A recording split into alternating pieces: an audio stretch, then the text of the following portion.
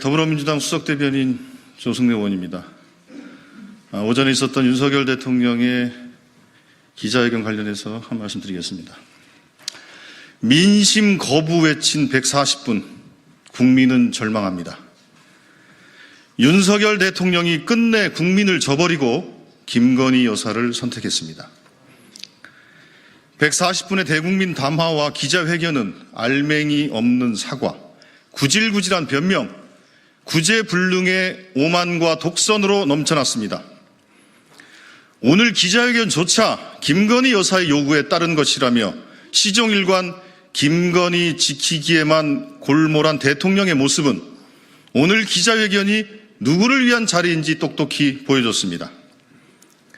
윤석열 대통령은 공허한 사과 이후 모든 의혹을 뭉갰습니다.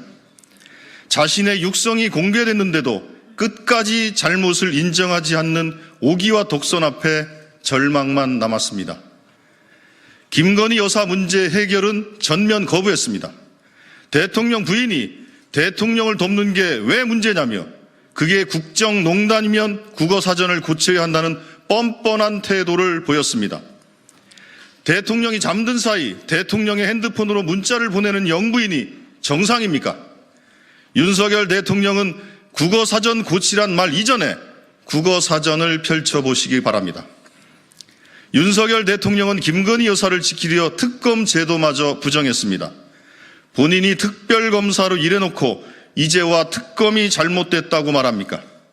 공천 개입, 국정농단, 뇌물수수, 주가 조작 등 어느 것 하나 가벼운 의혹이 없으니 이제 대놓고 억지를 부립니까? 특검 출신 대통령의 국민 배신입니다. 기껏 내놓은 대책이 고작 부부싸움이라니 윤석열 대통령은 국민이 우습습니까? 차라리 죗값이 무서워 특검을 못 받겠다고 고백하십시오. 명태균 게이트에 대한 해명도 비루하기 짝이 없습니다. 공천 개입을 입증하는 자신의 육성까지 공개됐는데 끝까지 모순된 변명만 늘어났습니다. 총선 때 추천 들어오면 인재 영입위에 줬다는 말이 바로 공천 개입에 대한 자백입니다. 다시 한번 국어사전 펼쳐보기를 권합니다. 옹졸하고 대책 없는 대통령의 모습도 부끄럽습니다. 박수를 못 받아 국회에 안 오겠다니 윤석열 대통령은 대통령이란 자리를 무엇으로 여기는 것입니까? 이러니 지지율 올리는 꼼수를 쓰지 않겠다는 말도 결국 민의를 거부하고 제 갈 길만 가겠다는 고집불통으로 들립니다. 우크라이나 전쟁에 무기 지원도 배제하지 않겠다는 위험천만한 말을 툭툭 내뱉는 모습에 국민은 불안하기만 합니다.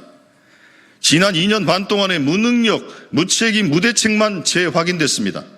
이런 기자회견을 왜 했는지 묻지 않을 수 없습니다. 최소한의 책임감도 쇄신 의지도 찾아볼 수 없었습니다.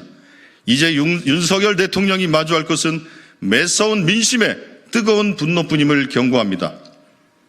국민의힘과 한동훈 대표에게도 경고합니다. 이런 대통령을 계속 비호한다면 국민의 분노는 국민의힘에게도 몰아닥칠 것입니다. 윤석열 대통령과 함께 몰락의 길을 걷게 될 것입니다. 이상입니다.